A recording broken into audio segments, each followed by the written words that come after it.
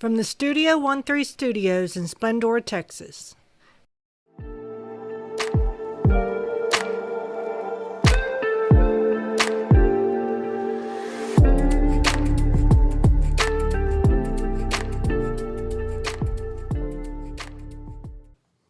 Hey everybody, what's going on? And welcome to Hank's Think Tank. So it's Friday. You know, I end up doing a lot of these shows on Friday. I don't know why, it just turns out that way, but I like it. It's a good start to the weekend. So I'm sitting here today with John Sellars. He is the head of finance for the Stecker Corporation, which is a land development company, correct? Correct. Here in Montgomery County. And he's also affiliated with the Woodland Oaks Water Company, or Woodland Oaks Utilities. There we go. Today we're going to talk about water in Montgomery County. We're kind of go over this whole GRP thing and get to the bottom of it and see if we can get it figured out. You know, it's a really complex beast. It takes a while to understand this situation because there's so many elements. It's multi-pronged. It's got this, that, the other. But we're going to cover what we can and try to level it out for you guys. Good morning, John. How's it going? Good morning. Happy to be here. Thanks for having me on the show. Yeah, no problem. I've been looking forward to this all week since we set it up. Yeah, I have too. Actually, it's been a while since I've sat here and finally got some time to get in here and get something done. So fantastic. Okay, so I want to start with the lawsuit. So the lawsuit seems to be the big thing, and not a lot of people understand it. So if you and I are sitting around by a fire, we're having a good day, and we're just talking layman's terms, explain this lawsuit with the SGRA and how that all came about and where we're at. You want to go all the way back in history to... I'd love to. Okay. The more information we can provide, I think the better our listeners are going to understand what's going on. So, yeah, let's do what we can. All right. Well, I guess the best way to explain it is that once upon a time, there was a river authority. It was created back in the 1900s. Remember those days? Oh, yeah. I want to say the 1920s or 1930s, but they were created by the state legislature. Were they really created that long ago? Mm-hmm. I believe so. You might check me on the dates a little bit, but I believe it was around that time. The state legislature created the San Jacinto River Authority, I think, and a couple of other river authorities for the purpose of maintaining and protecting natural waterways. Flood control, I think, was part of it. And then also, I guess, drinking water preservation was part of it, or conservation was part of their sort of enacting legislation. And these river authorities are very sort of unique in that most of them do not really rely on any state funding.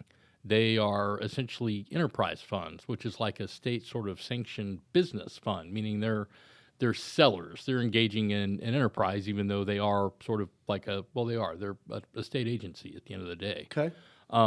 They're just not a taxing authority. They're not a taxing authority, although I think in their enabling legislation, they may have at one time had some taxing abilities, but I think that has kind of gone away, or it is not part of their normal operational sort of activities anymore. But that's essentially, you have the SGRA. Well, at some point in time, the SGRA actually lobbied the state legislature very heavily to start creating these groundwater control districts or conservation districts to essentially, monitor the status of our groundwater, because it's an important resource. We need to make sure that we're not, 100%. Using it too quickly.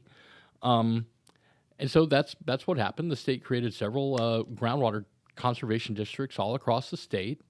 And once created, this one in Montgomery County called the Lone Star Groundwater Conservation District was made up of an appointed board of directors. Directors kind of appointed from all over the place in the county. But most importantly, a couple of directors were from the SGRA. They were, the SGRA's representative on the Lone Star Groundwater Conservation District Board. Out of that sort of grew what is known as the Groundwater Reduction Plan. And that was essentially a directive by Lone Star telling all of the large volume pumpers in Montgomery County that they had to reduce their pumpage by 30% by a certain date, or they would be subject to a $10,000 per day fine, which that's a large fine, even for large entities like the city of Conroe, like the Woodlands Water and the Muds down there, is basically going to, like a gun to your head, saying you've got to reduce your pumpage by 30%, or you're going to be paying all this money. And so Yeah, and along comes do the you think SGRA. that $10,000 mark was purposely set because they knew I think these that was large the volume highest that- pumpers couldn't do it? I think that was the highest amount that they could come up with that they thought that they were legally able to assess. Yeah, and they 10,000 wanted it to be prohibitive. I can't think of a lot of municipalities and cities that could afford $10,000 a day. Not for very long, You no. know, not maybe 2 days. That's it. So yeah, that's kind of. So yeah, it was a very much all of these systems, and I think there were originally over 70, and now there's 80 participants in the GRP program. But anyways, these water systems, most of them signed up for this contract that the SGRA brought because it was a way to get them compliant with the new directives from Lone Star. And so that's the only reason most of these water systems signed it. And what they did with the GRP was they essentially had these 70, almost 80 participants together. And they agreed that first of all, they were going to build a surface water plant to take raw water out of Lake Conroe and treat it so that it would be safe and taste really good. And they were going to move that water initially to the city of Conroe and then down to South County to some of the mud districts down there and to the Woodlands water because that's where they felt the greatest need was at the time. Okay. And in the beginning... When was this? How many years ago? This was, I believe, around 2009 to 2011 is the time period that I'm sort of addressing here. Okay. And so they would get all the contracts signed. They got the bonds approved, roughly about $540 million, I think, was what the bond package was. And it was to build that $500 million. Yeah, surface water treatment plant. And then I think about 2.6 miles of water line to the Woodlands, and I think to Conroe, I'm sorry, and about 16 miles headed south into South County.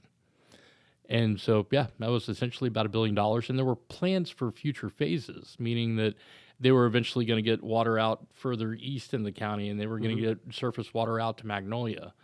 That never has come to fruition because some of the participants sort of cried foul from the very beginning, and they took the SGRA to court once the SGRA tried to raise their rates for the first time. The city of Conroe and I believe the city of Splendora here initially were in the lawsuit, along with the city of Magnolia, Woodland Oaks Utility, Quadvest Utilities. I believe there were a few other smaller water companies involved with this as well at that point, but we essentially, everybody sued the Lone Star Groundwater District because we did not believe that they had the right to make those policies and, levy that very heavy fine. And the court agreed with us. The court opinion came out and said, yeah, those rules were illegal from the get-go. And so now we have this contract, this GRP contract that's been signed by 80, between 70 and 80 entities in the county. And we've got a court of law definitively saying that the basis for which you signed up on this contract was never really existed from the beginning. And so that part of the contract, go ahead. I just want to stop you just to make sure that I've got this correct. Mm-hmm. So the Lone Star Groundwater Conservation District at that time created a set of rules. And based upon those rules, the SGRA created a contract called the Groundwater Reduction Plan. Mm-hmm. They forced the participants to sign this contract. Well, they didn't force. Well, they did because, they said sign this or $10,000 a day. That's... You could say that under duress, they all signed it. I'm surprised they used the word participants with that, but I know. Okay. So, and then after all that came to fruition, the rules that the Lone Star Groundwater Conservation District used to create all this were found to be illegal and unenforceable. Mm-hmm. And that didn't automatically make the contracts illegal and unenforceable? No, because of this incontestability clause. And that's something that's kind of unique out there. And that's really, it kind of is a good segue into where we are right now in the case. Okay. Because you're right. You would think that if you'd sign that contract, and, that's the thing about contracts. Most of them are give and take, tit for tat, whatever you want to call it. Right. But it's basically the way a basic contracts works is I give you something and I am provided with something in return. And that's the way the GRP contract started, was that all of these entities that were paying what are called pumpage fees into the GRP, they weren't receiving surface water, they were receiving compliance. Well, now you've taken the compliance out of the contract. So you've got all these water systems that are still basically paying into the GRP, but unless they're getting surface water, they're getting absolutely nothing in return. And you could say that, maybe they're benefiting because it's less water being pumped out of the aquifer, but that's a stretch. That's a really hard argument to sell somebody, to let them know that, oh, you're paying almost twice as what you would normally be paying for your groundwater because you're helping out somebody else that's quite a bit far away. I don't remember the term, but I know that there's a term that's used to make a contract legal, and that both parties have to receive something in order for that contract to be legal. I think it's consideration. Consideration. That's is the word you're looking for. So, wow. So since there is no consideration, it seems like that would be a no-brainer for a court. Well, and yeah, it kind of goes back to the basic tenements of what you would call common law. I mean, the basis of, 49 states, Louisiana, I guess, is using Napoleonic law or something like that. But common law, one of the basic premises is that you don't have a indestructible contract. You don't have any contracts that are immune from fraud or mutual mistake or bad information. There's always sort of something to be able to go back and revisit a contract. Just because some assistant in the AG's office, that might be 4 or 5 years out of law school, peruses a contract and then puts a cover letter on it saying it's incontestable, in my mind, shouldn't mean that a contract cannot be disputed at all, especially when it involves this much of our public funds. Right. What comes to my mind, because I'm a simple guy, is if I sign a contract to purchase a house and then I go to where the house is supposed to be and there's no house, how is that contract, or how would it continue to be enforceable? This is basically the same thing. It's complicated court law. It is. Yeah. It's very much the same thing. Wow. And you've got a large portion of Montgomery County that's paying something right now that really is for benefit of a completely separate and distinct population. And that's really the residents among South County that are getting the lion's share of the surface water. And it's a shame that it's kind of socialism alive and well in Montgomery County. And what's odd is that a lot of the surface water is actually going to the most financially affluent residents of the county, which kind of adds insult to injury, I think, a little bit, because, you kind of see the demographic information and you can look, just say, Conroe versus the area in the Woodlands where those muds are, Right. The average price of the house is something like Conroe's $220,000, and the average home in the same area in the Woodlands is over $400,000. And actually, I do have some demographics on that that were supplied to me by you, actually. And so what I'm going to do is take that, I'll turn it into an image and insert it. okay, And so people can that'll take a look at the difference. Because what's happening, and we're in Splendora, and Splendora they're one of the GRP participants. So every month when we get a bill, we have that fee that goes to the SGRA, but we're not receiving anything for it. right. And effectively, we are subsidizing the Woodlands and I guess parts of Conroe as well. But the Woodlands, the Woodlands, that's an affluent bunch up there. So I'm kind of surprised that it worked out the way that it did, but That's why there's a call this for whole us thing to. just seems to be backwards. It does, and we're talking about water here, and a lot of people take water for granted. It's not the sexiest Try topic to go 3 to days talk without about. it and see what happens. Right. That's Yeah. Will Metcalf, my good friend, said it best. Representative Metcalf said that, and I think he was quoting somebody else, but he said whiskey is for drinking, water is for fighting, and it couldn't be more true.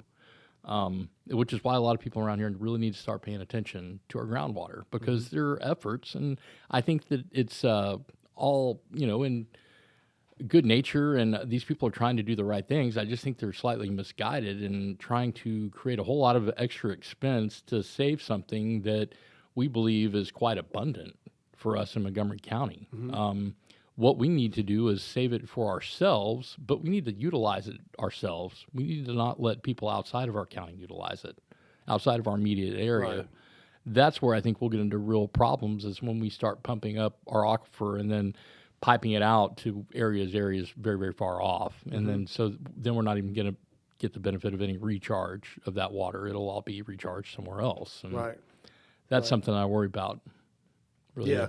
I can definitely agree with that. We kind of jumped ahead, though, a little bit. If you want to go back to the court case. Yeah, let's get back to that, because I still think that there's a lot to be discovered through discussion on this court case to make a determination of where we are and where we need to be and where things are kind of pointed, which I'm concerned with as well. Right. No. You know? And I've said on the show before that I think if things continue at the path and rate that they're going, that someday the average citizen will pay more for water than we do for electricity. I can see it happening because I think that certain entities and structures have found a way to profit through all this, and I think that's what it really boils down to. I think you're onto something there a little bit. I mean, for example, the GRP program here in Montgomery County, I'm not saying that surface water plant wasn't needed or wouldn't ever have been needed. I think that it was built probably 30 years prematurely. I think that it's great to have a backup resource for water. I think it's underutilized right now. They're making about 12 to 13 million gallons of surface water a day when the plant's true capacity is closer to 25, 30, around that. So they run at what, about 50% capacity or less? Yeah, and that's kind of based on sort of some of the filtration they've got set up. And I mean, if we're talking about the water quality out of the plant, you can't probably get any higher quality water. Right. They've essentially got what's membrane filtration, which is very close to what's called reverse osmosis, which is like the gold standard of water filtration. Right. Beyond that, they use granulated activated carbon after it's been put through the membrane system to mainly take out any of the sort of fishy taste or anything like that. So what you wind up with is a very good product. Yeah, crystal clear, nice. Crystal clear, good tasting. It's just a shame a lot of it winds up on people's yards because most people are buying bottled water to drink these days. Right. And so that's the other thing that I think is a little bit insulting to people that are not even getting into the surface water is that a lot of expense went into improving the quality and taste and flavor. And like I said, it's not benefiting those folks at all that aren't getting it, piped into their water. And I do know because I did have an SJRA rep on the show before, and they claimed that this water plant is a Cadillac of plants. But by that very token, it also has a high number of consumables that are quite expensive. That's the thing. There's no economy of scale. Yeah. Meaning the more water you produce, it does not get any cheaper. It costs just the same, no matter how much you make. Okay. And I wonder if there are any environmental byproducts or impacts that happen just through that. Or what do they do with the activated charcoal that has to go or the membranes that have to go? Where does that end up? I guess that's another discussion for another time. But I think I'm curious about it. No, I think they dispose of it. And I think most of it is biodegradable sort of materials. I hope so. Yeah. Yeah. I just know that it does have a lifespan and they have to move it in and out, and it's I think $750,000 every time they have to change it out. Wow. They have to do that about every I think 3-4 times a year, and so that's every really quarter. What kind of controls the budget of how much water they can make year to year. Yeah, so that all goes into their M&O, and wow. Okay. And it's crazy too because the SGRA can have a good year or a bad year, depending on if we, for example, have a drought year and it's causing a lot of extra pumpage, then this SGRA gets flushed with those pumpage fees, meaning they're still going to make and sell the same amount of surface water, but because people are pumping more of their groundwater, they're still making quite a bit of money. And so they actually rebated the customers last year for I think the first time, and so that's one of the things that can happen. But essentially, it's about $60 to $70 million out of the local economy every year to pay for this.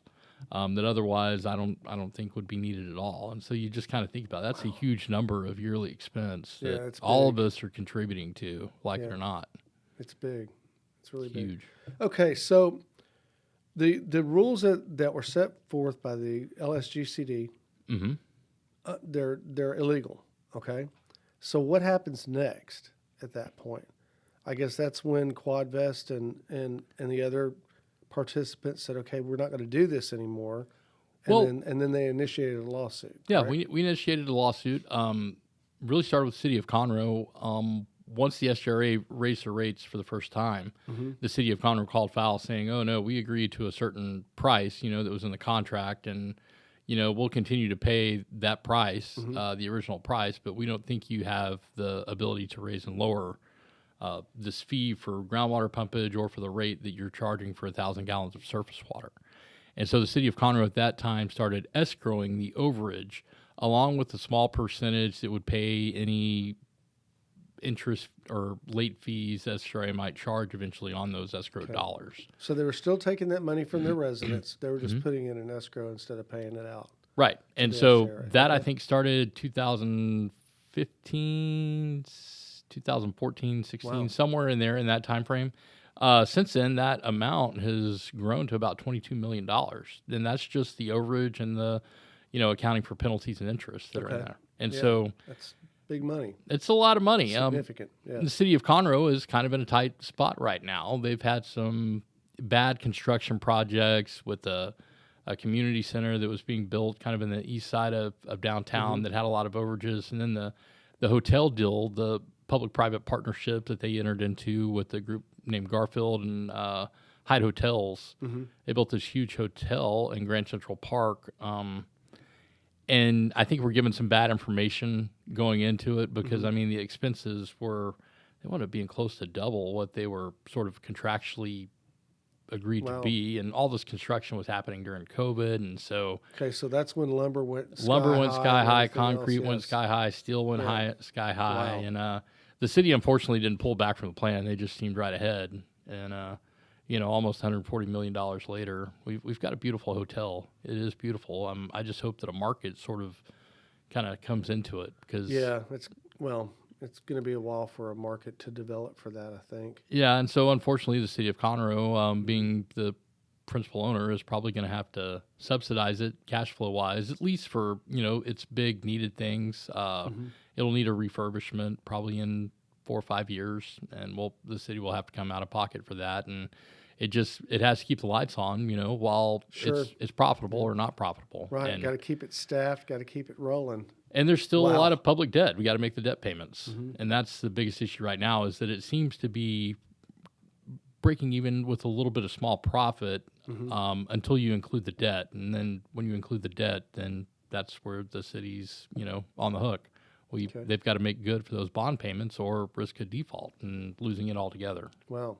Okay, so Conroe and got together with a couple of other entities, sues the SJRA. What happens there? All right, so sued them, and we go to district court here in Montgomery County in Conroe.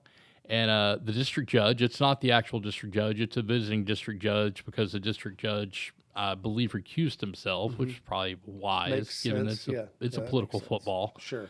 But anyways, he kind of was thumbing through it, and the SJRA's main argument was that these contracts are incontestable. They've been stamped by an assistant AG as being part of a bond revenue package, and so they sent it to the appellate court in Beaumont. And I had a lot of hope for the judges in Beaumont. I know a lot of them personally, and I feel like they kind of went along with the district court because they knew that they weren't going to ruffle a lot of feathers with that decision to say, yeah, they're incontestable. Well, we submitted for a petition for review by the Supreme Court and submitted briefs. And the city of Conroe, I'm talking about, this is the Woodland Oaks and Quadvest case now, and they're kind of separate because Conroe had some separate issues where Conroe was dealing with sovereign immunity, whether or not they could actually be sued because in the GRP contract there was some language dealing with sovereign immunity and the proper process to go through the court system, and I think the city of Conroe has recently kind of lost that case. But the big deal right now is this incontestability issue, because that sort of brings up, if we're allowed to say that these GRP contracts are contestable, it allows us to bring up the arguments of fraud and bad information and mutual mistake, and otherwise those things wouldn't even be considered. And that's kind of the foundation of our case, is that it was a bad contract from the get-go, and it needs to be revisited or renegotiated so that it's fair. That's all we're asking. Do you know if there's any case law that has other contracts that are considered incontestable ever? Is this something that's going to set a precedent? I think it's setting the precedent right now, and that's really what the scuttle is all about. The Supreme Court of Texas looked at the brief that was submitted by our attorneys and immediately asked the state solicitor general to weigh in because they knew that whichever way they went, it would have precedent. It would set precedents for all the other similar revenue contract bonds that are out there. And so potentially is a big deal. And Yeah. we don't know which way they're going to lean. We hope that they would do something to at least allow somebody that's caught up in a bad contract, due to either poor information or fraud or, some kind of situation like we're at where we've got this, statute or regulation that didn't wind up actually being a regulation. And so turns this contract up on its head. And so the legal foundation that the SGRA is using is that this was stamped by the Attorney General. It wasn't a legal foundation. This was just their attorneys, their bonding attorneys and bonding counsel. There's a process when you go to have a revenue bond, and a revenue bond is a little bit different from a taxation bond. Right. It means that they're pledging their revenues from these contracts, and so the contracts kind of have to be looked over to make sure that they're all well and good. They're legit, yeah. I think that's where the problem was in the process of doing that, is that maybe that person should have done a little bit more inspection work to make sure that the premise, the basis, the regulations that these contracts were founded upon were all, kosher. And I think if they'd have done a little bit more digging, they would have found out that maybe Lone Star didn't have the authority to levy such fines for noncompliance with their groundwater pumpage regulations. So let me ask you this.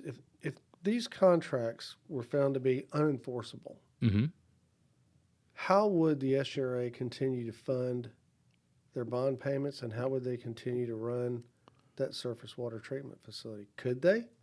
They could. Is the revenue there for them to be able to do it? Do they have other sources of income that would provide the money for that? Or I think that what you would see is an end to the socialism, or at least a limitation to the socialism. There's been several ideas proposed for possible settlements, meaning how do we fix this? Because the ugly problem in the room is that there's this public debt that's out there, this bonded debt. $500 million. It's $500 million. It's not quite that much now. I think we paid it down slightly. 480. Yeah, we're 480. There you go. Okay. I think that a good start would be limiting. And let's just say that there's two ways the SGRA basically gets paid on the GRP. Okay. They have the pumpage fees that you're paying $3.29, I think, per 1,000 gallons of your own groundwater that you're pumping. So the city of Conroe, everybody that pumps groundwater in the county is paying that per 1,000, getting nothing in return for it, other than you're subsidizing the surface water that is then sent a little bit to the city of Conroe and the lion's share of it to South County. Okay. That's all you're getting. And so it's come to the point now that where people in the Woodlands water, for example, are on a 50% blend, meaning 50% of the water that goes to their taps is coming from Lake Conroe and 50% comes from groundwater. Okay. Now, what that does is I don't know what the pumping capacity is down in the Woodlands, but I'm pretty sure that they would be dependent upon that groundwater or upon the surface water. They're dependent upon both, but I don't know if they could continue to operate on groundwater alone anymore, meaning they've been on the 50% blend for so long. So to me, it's a market-based solution. Those that are utilizing, those that must utilize the surface water because of whatever issue they're having with their own infrastructure, or it might be an issue of well spacing and well concentration, or just wells that have outlived their usefulness. I mean, most of these municipal wells have a life of 30, 35 years before they have to be rehabilitated. And look at your watch, the Woodlands is, 50 years old just a couple of years ago. Right. So, I mean, they should expect to have some well rehabilitation issues down there. But what I'm saying is I believe the surface water is going to be marketable. It's going to be more expensive when it's not being subsidized by the rest of the county. But at the same time, they've been getting a pretty good deal this entire time. Look, about 9 years. So you think if the SGRA just began to market their surface water and expand their capabilities, that they would be able to self-fund, I guess? I think that they could realistically limit, not completely take away the pumpage fee as it is right now, and essentially set the pumpage fee at a rate that would make sure that the bonds are paid and that the state is made whole. Beyond that, I don't think that anybody in the county should have to pay for anything involving the operation and maintenance of the surface water plant. Right. I believe that should all be on the people getting surface water, and those costs should be built into the rates that they're charging for surface water. Yeah, and I just go back to consideration again. Right. That's the whole thing. As a Splendora resident, I mean, even if the fees were reduced for us, I would still be unhappy because we're getting nothing for it and we're just subsidizing someone else. Here's the break, though. You know that it's going to have a limit, and you know when it will end. Basically, when those bonds are paid off, then those fees go away. Those fees go away. That's a lot better than what we've got right now, better which than is what there's we really have no now, end in sight. And it's still, excuse my French, but a shitty deal for us. Yeah. Well, You know. So, I mean, personally, I'd like to see those contracts be tossed out, unenforceable. And we even as a whole county, have to find another way to pay off the bonds. Now, here's what I would be good with. If they said, okay, Hank, so you're not going to pay any more pumpage fees, but we'd like you to pay a surcharge on your water bill, let's say 5%, 10%, and all of that money goes to pay off the surface treatment facility, right. those bonds, I'd be apt to do that because there may be a possibility in the future that we can receive raw water or treated water through that facility, and it would benefit us. And then at least we know what we're paying for, hence that provides consideration. No, that's a great plan too. You know, I mean, that's something that would work for me. So I wonder why the SGRA is so reluctant to try to hit that and do it countywide as opposed to just singling out, 82 different participants. It doesn't, to me, mathematically, it seems like they'd come out ahead if they did it the other way. And that's the thing. When the contractor was originally, going, they were having to sell it to people, and it was a lot easier to sell when you had the threat of a $10,000 per day fine. I need to try that. I think it would work well. Yeah, but they used a lot of scare tactics as well, and you still see that coming out of the SRA saying, "Oh, we're pumping all the water out of our aquifers." Montgomery County's got a horrible groundwater problem. We don't. We just don't. I mean, well, and I think a lot of that narrative as well leads people to believe that groundwater is located within an open cavern underneath our feet. Oh, no. And I think a lot of people, I thought that's how it worked until I started to study and realize the composition of how an aquifer is made. That water is there, but it doesn't, and I'm going to use the word leach, which may be a bad word for it, but it doesn't leach from one area to another as rapidly as we would like. But it is still there. Right. It just may not, those levels change, through pumpage, through drought, through recharge, through all that. One of the best explanations I think I've ever seen is a visual, and I've done this, set it up before, but if you take like one of those big, huge sponges, like you would use to wash a car or something like sponge, that. Yeah. A good one. Yeah. And just get it, completely, try to get as much water into that sponge as you can. And so you got it sitting there and it's, just drenched with water. That's kind of what our aquifers are like. That's like the situation with aquifers. So you can put a straw, say, from the top of that sponge down into the middle of it, and you can just, try to suck some water up out of that. You will. And where the water will come from is where that straw, the bottom of that straw is, you'll see the sponge start to slightly dry out as I'm sucking the water up out of it. Yeah. As soon as I stop sucking, though, what happens? Where does all that water it starts to just slowly sort of come back in at the end of where that's the end of that straw was. And that's really, why a lot of water systems don't run their wells 24 hours a day. They run their wells 10 hours a day because they let that area come back, that cone of depression redevelop. It's really a function of hydraulics more than, it's not like there's no water left in the sponge. There's no water at that particular point in the sponge right then. But, and you can demonstrate the aquifer is the sponge being the aquifer, and you pour a little bit more rainwater on it, and it comes back. And that's also anyways, why that's well how it spacing works. is so important. Right. You have the cone of depression for each individual well. And so you were absolutely, if you overpump, you're going to affect your neighbor. But it doesn't mean you're draining the aquifer. It just means that you're draining that particular area of the aquifer, and there needs to be some time for the area to recharge and, the water to move back into that particular confined space. Right. Yeah, and that's not really the narrative that I've heard. The narrative that I've heard is we're running out of water, and the more we pump, the more subsidence we're creating. And subsidence is something we haven't even talked about. Well, subsidence is something that we're getting a lot of data on right now.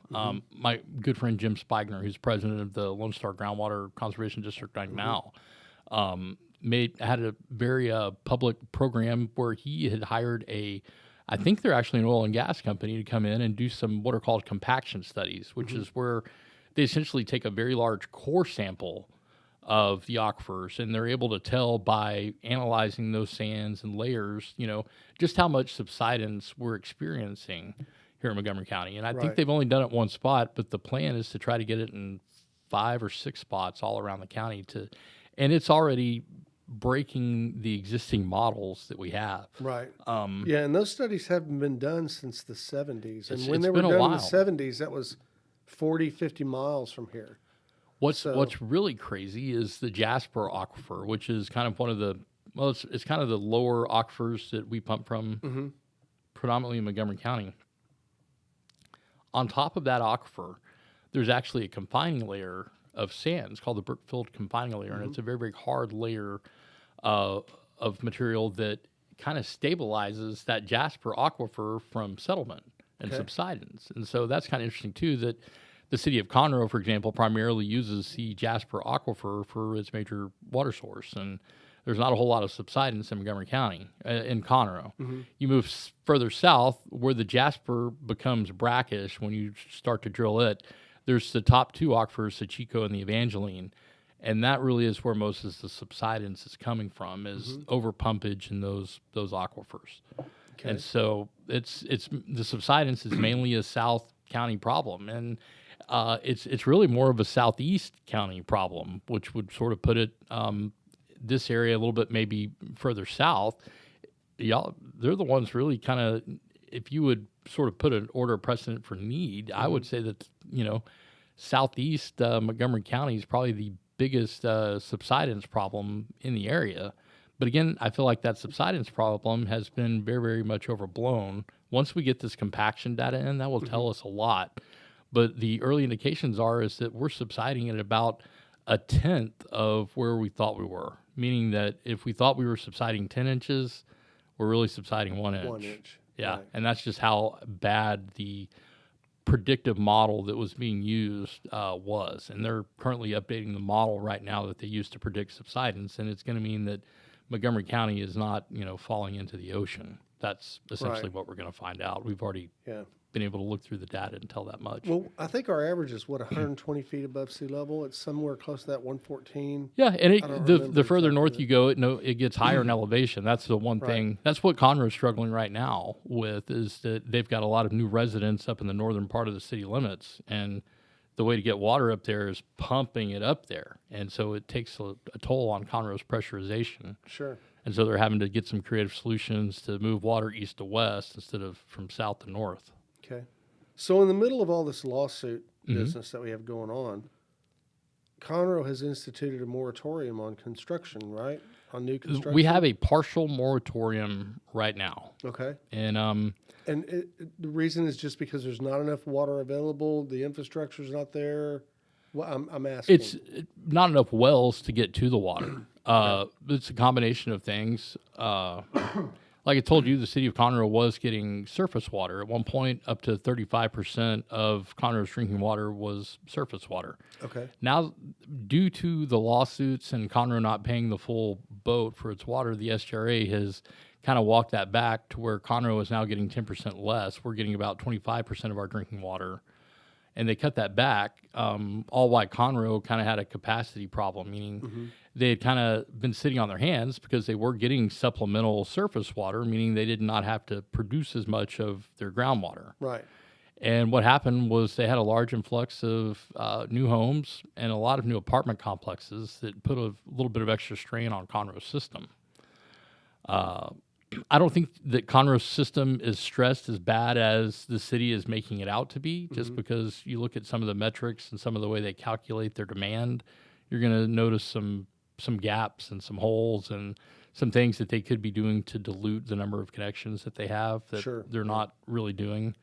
And I'm sure there's reasoning behind that. Yeah, but no, there's conspiracy theories out there that saying that the SGRA and people, high up in the Texas Water Development Board are really leaning on the city to settle this lawsuit with the SGRA and give up their rights to sue, into the future. And I don't know if you looked at the scenarios I've kind of laid out, but there's kind of 5 different scenarios that the Conroe lawsuit could go in. And when you get down to the final two scenarios, you're seeing that, it's literally $500 million if Conroe makes a mistake of settling right now. And that's not $500 million that will come out of city coffers. That's $500 million that will come out of the people who pay their water bills every month's pockets. Right.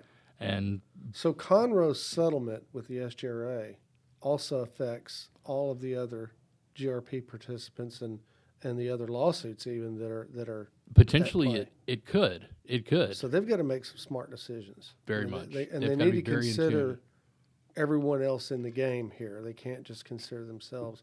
That's concerning, because, they're elected officials for the most part. At the end of the day, they're going to want to do what's good for their constituency and not be too concerned about maybe the rest of the county. Yeah. So, we got to be, we got to be cognitive of their driving forces in this. So what are those possible scenarios? You said there were 5 possibilities.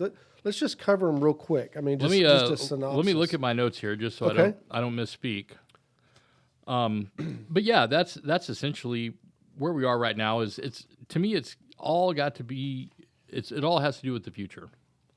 In that the city of Conroe or the ratepayers in the city of Conroe could be left on the hook for a long time, and so we've essentially got these scenarios that I've built up. And then number one is that nothing changes. Conroe does not get a favorable result in court. And we're basically where we are right now. Mm-hmm. And that's kind of our worst case scenario. Sure. So if we're in our worst case scenario right now, why would we settle? Yeah, because we're in a holding pattern right now. And it's bad. Yeah. And so the numbers that I've kind of run basically says that the city of Conroe would pay, and when I say the city of Conroe, I'm talking about the ratepayers, not the city itself. And same with SGRA, the Woodlands. That's understandable. That's their ratepayers. But Conroe residents would stand to pay in $551,209 through 2059 if nothing is settled, nothing's done about this. That's literally more than $500 million. That's if nothing changes. And so that's where we are right now. Scenario 2 is that all lawsuits are settled, Conroe buys additional surface water, escrowed funds turned over to the SGRA, and Conroe continues in the GRP unamended. Well, that's worse than the first scenario, because then we're giving up our rights to sue down the road. We're giving all of our surface water escrow money up, and we're still in the same boat that we were. So again, not the greatest move for Conroe. You get into scenario 3, all the lawsuits are settled. Conroe buys additional surface water. Conroe keeps escrowed funds. Conroe continues in the GRP unamended. Well, the outcome, it's a little bit better, but again, if you don't do anything to control the future, you're still going to be stuck paying those huge pass-through fees. Yeah, that's actually not better for the rest of the participants and the other litigants as well. Yeah, so that would be a sour apple, I think. Best case scenario is Conroe turns over the escrowed funds to the SRA. They're able to buy additional surface water, but they reserve the right to continue with their court case. And then they eventually win it in, say, 2027. That's not likely, because I don't think the SGRA would go with that. They might, Depending on what a court says, SGRA might not have a whole lot of choice. That's true. And so I think you would see a fairly large dismantlement of the SGRA as we know it if they lose this court case. Really? I really because do. I know they just recently went through a regime change. They went through a regime change where they lost their general manager. And that was, I've heard, came from the governor's office. Just probably say what you will about Jace Houston. I've always respected the man tremendously. I think he's got a brilliant legal mind. He's one of the best guys at crafting an argument I think I've ever met. The problem was Jace was so good at representing and advocating on behalf of the SGRA that he lost sight of his greater responsibility as a public servant to serve the public good. And I think that's where, he did such a fine job of representing his entity that it was causing other entities and the other members of the public to suffer. And that's sure, that makes sense. So he was almost too good at his job, you could say, and he got let go for it. But I hear he's doing well. He's got a consulting gig, and is doing really, really well. And I wish Jace all the best. I will say that the new leadership, there's definitely a new tone. It's not, I feel like fangs coming at us all the time. It seems like the new GM, Aubrey Spears, has the appetite to work with everybody. And I'm hoping that that's where this, these whispers of settlements are coming from. And I hope that they're making good settlements. I don't want to demonize the idea of any settlement because there are potentially very good settlements out there that we could reach. Yeah.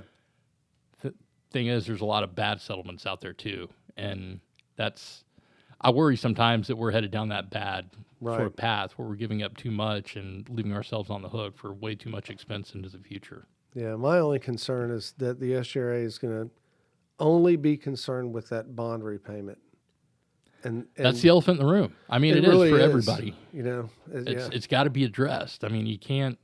There's no solution that does not address that $500 million, 480 or whatever we're calling it. And I'm sure that right now, the GRP is comfortable for them, and they don't want to make any changes because it works.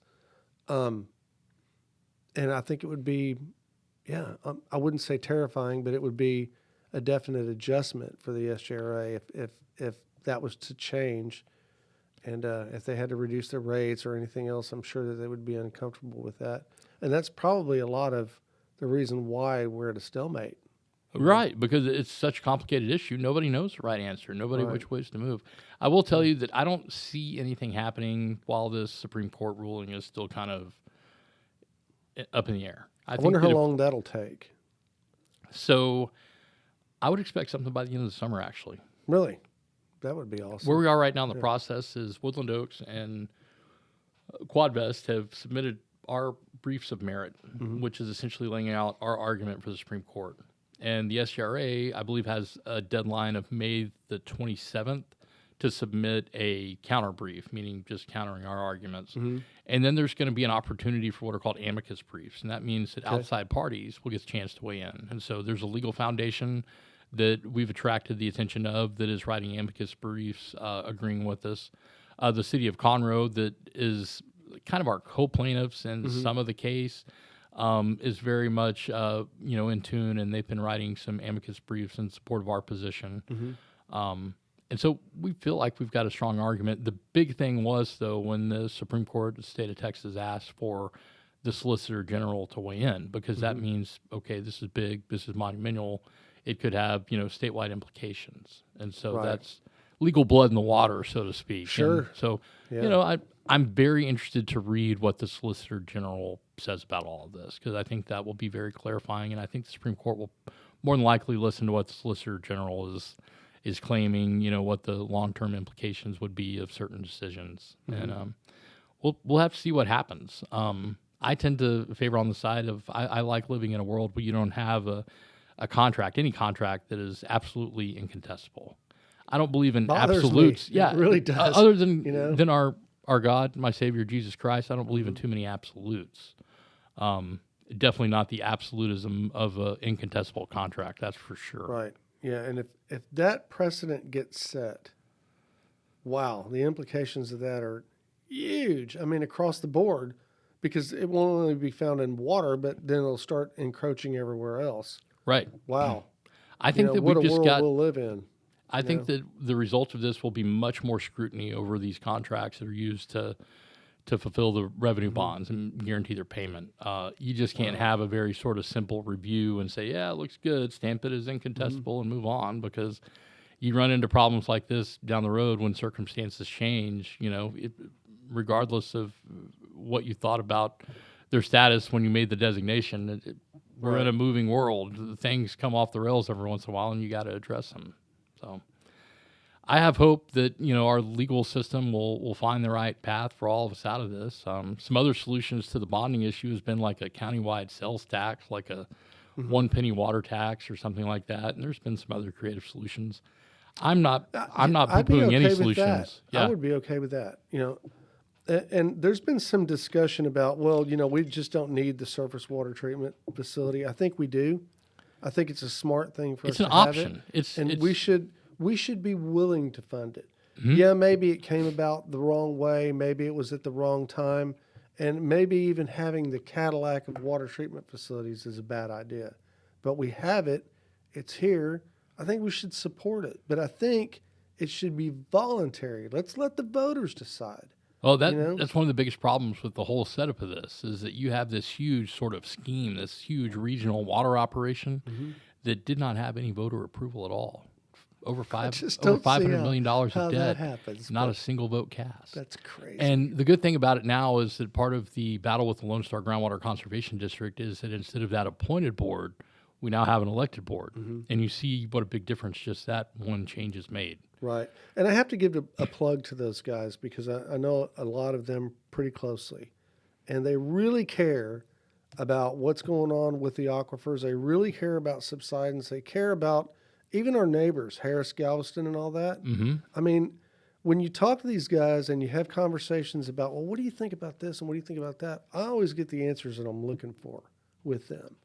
And I just can't say enough. I think that they get misconstrued a lot because of the way that all this came together. And everybody says, well, it was Lone Star that did it. They were the bad guys. Right. But in actuality, no one who's there now was there then. Right. So, well, it's the difference of an appointed board same name, versus the elected board. Right. And there's a contingent right now that is trying to get the SGRA. Their board right now is appointed by Governor Greg Abbott.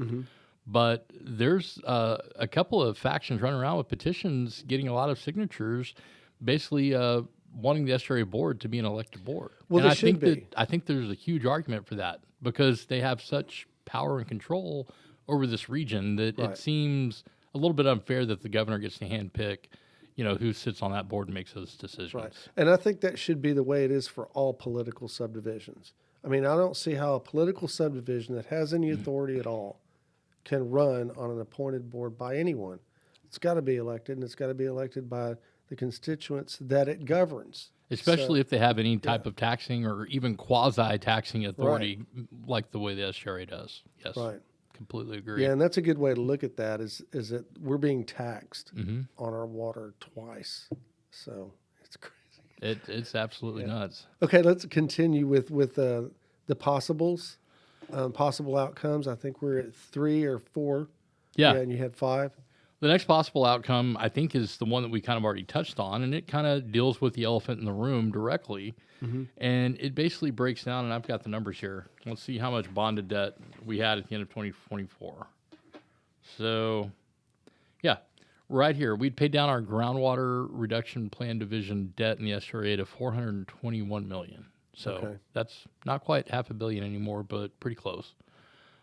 We've, over the years, taken it down a little bit, but it still leaves us with roughly a $16 to $17 million a year bond payment, which is kind of what we need cash flow wise to just keep the GRP operational. And that would result in a pumpage fee around $1.50 as opposed to over $3 where it is right now. And so because we don't receive any surface water, you guys don't receive any over here. We receive very little in Conroe. It would probably result in about a 40 to 60% reduction in the pass-through fee is kind of where we put the numbers under a scenario where the pumpage fee is just paying for the debt service and nothing else. Everything else goes into the rate for surface water. If you're receiving surface water, it makes that water substantially more expensive.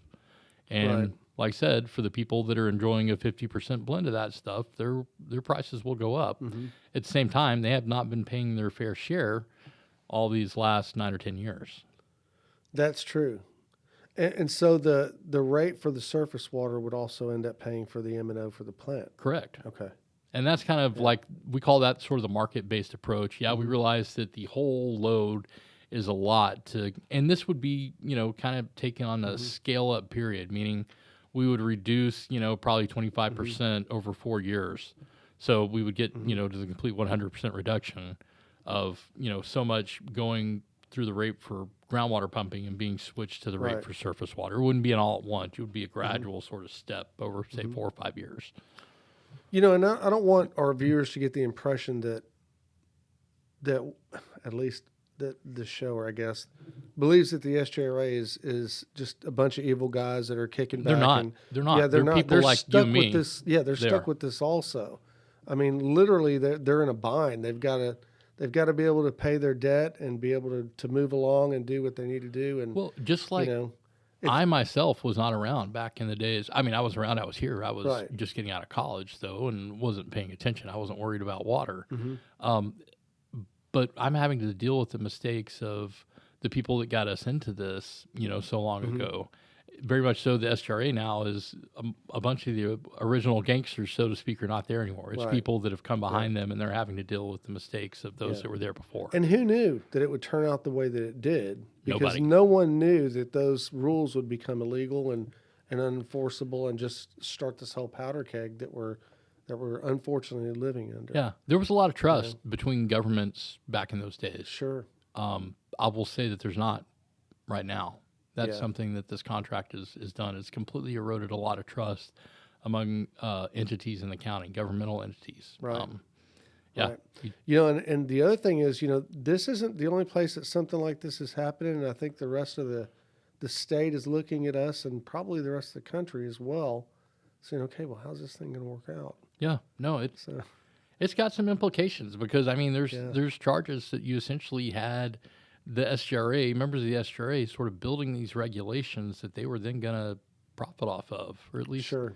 And you hear a lot of talk these days about the bureaucratic will. That's where you essentially have the people that are in charge of these governmental entities.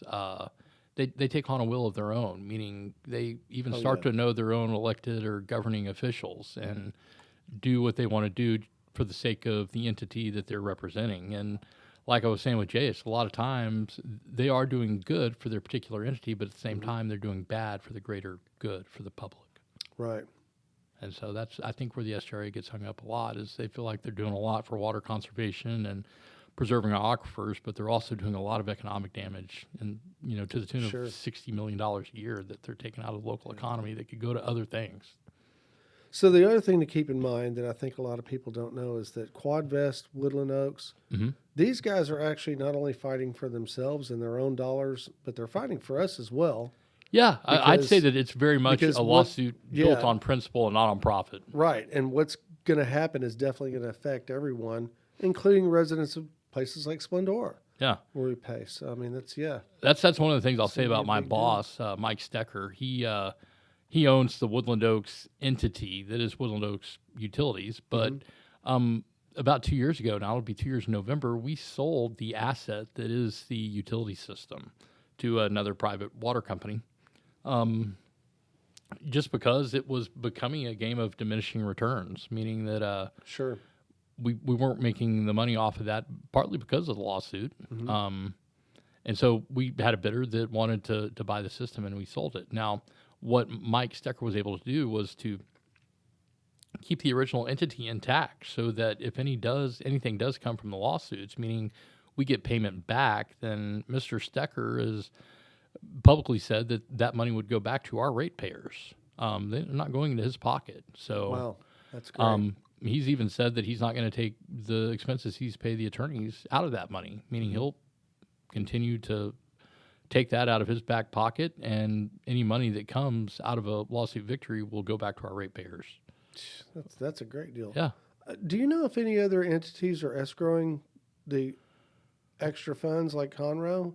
I mean, I wonder if Splendora's doing that, or I think there were a few that were doing it originally. I do know that a couple of years ago, Woodland Oaks and Quadvest, in kind of a side deal to get the SRA to remove some of the obstacles that we were trying to get to the courthouse, we agreed, Quadvest and Woodland Oaks agreed to give up the funds that we were holding. Okay. The city of Conroe has not. I'm not sure about Splendora and Magnolia if they were ever. Yeah, I don't know. Yeah, I know that it wasn't anywhere close to the amount that Conroe was. They're just much smaller systems, so potentially there could be. I haven't looked into it lately. And so, how do we solve the moratorium on building in Conroe? I mean, are we just waiting for this lawsuit to play out, or? I find it very, very interesting. The city of Conroe gave a presentation last week. Public Works Director Norm McGuire. And went through all the ups and downs of the water system, who's to blame, all the kind of options that we had for immediate water with interconnecting onto other systems. And we talked about what the city is applying for with TCQ, which is called alternate capacity requirement. And I guess the default sort of mode that TCEQ looks at is they want to know how many connections you have, and they want to know what the combined gallons per minute capacity your wells can pump, because you're supposed to have, I think, 0.6 gallons per minute of pumping capacity per connection.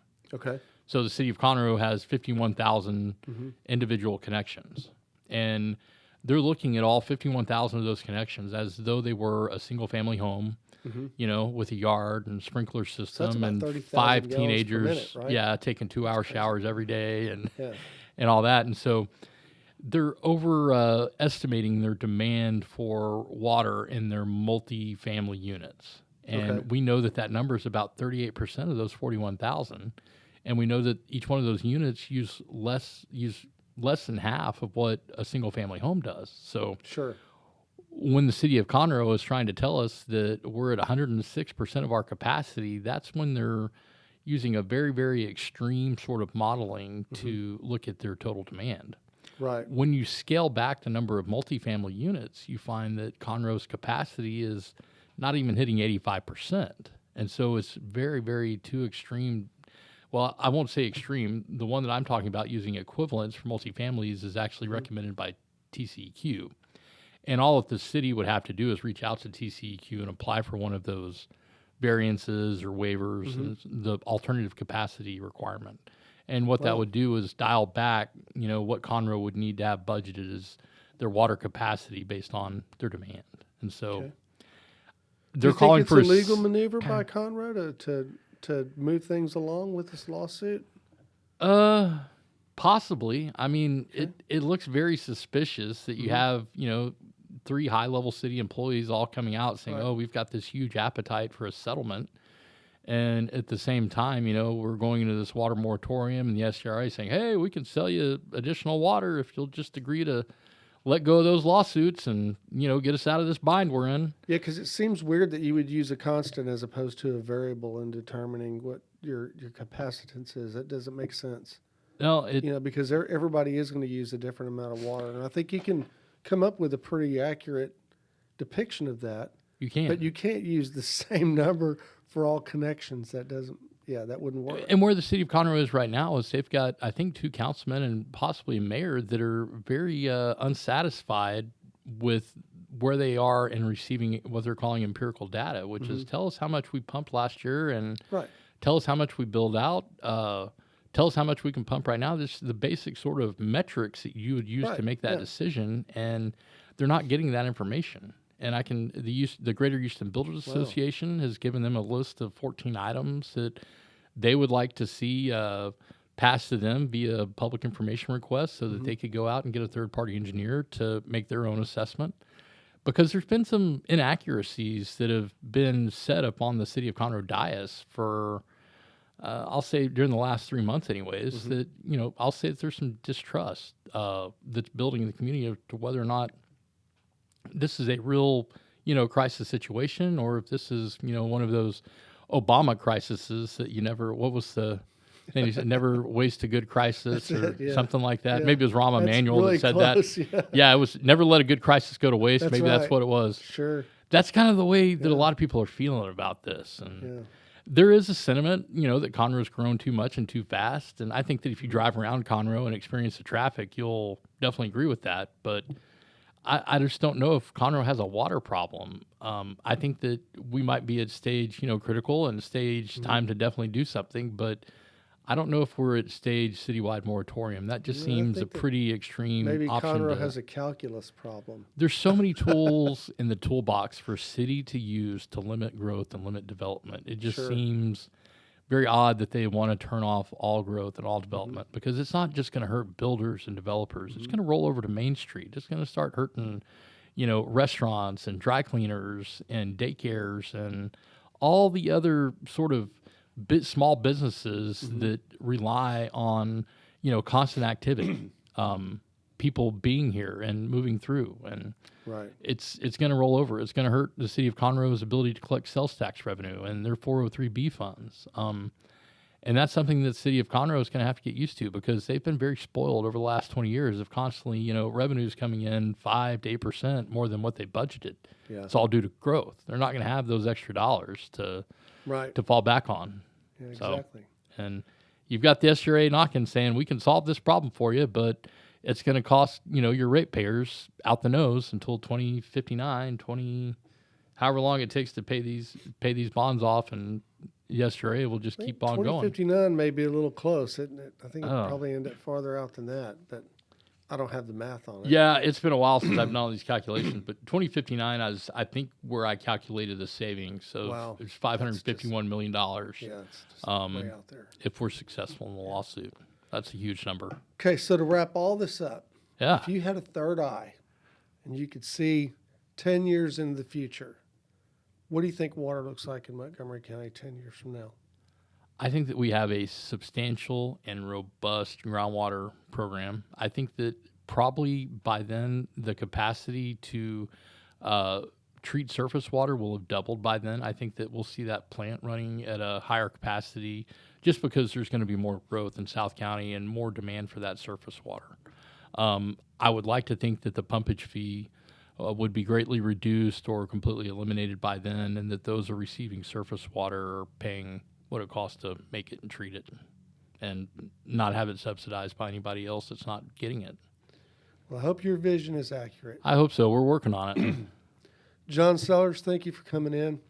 This was a good conversation. I think we covered a lot. Yeah, it went every which direction. So it did. It did, and I'm glad. So. Yeah, it's been a good one. I thank you for giving me the opportunity, because there's not a whole lot of people that want to talk about water, but I think you realize how vastly important it is to our future. It is very important. So it's one of the things I'm looking out for. There you go. All right, guys. Well, there you have it. There's going to be a lot of information that I'm going to put in the description here, some links and such. Also, there's going to be some graphics that I inserted. I appreciate you guys watching and subscribing to the channel. However, I want to bring up something. I've noticed that about 50% of the people who view haven't yet subscribed. Subscribing doesn't cost anything. It doesn't change your life. You're not going to get a whole bunch of emails. I'm not going to call you in the middle of the night. But it does help the channel, and I'd appreciate it if you would just consider that. I'm Hank Vatt. This is Hank's Think Tank. See you in the next one.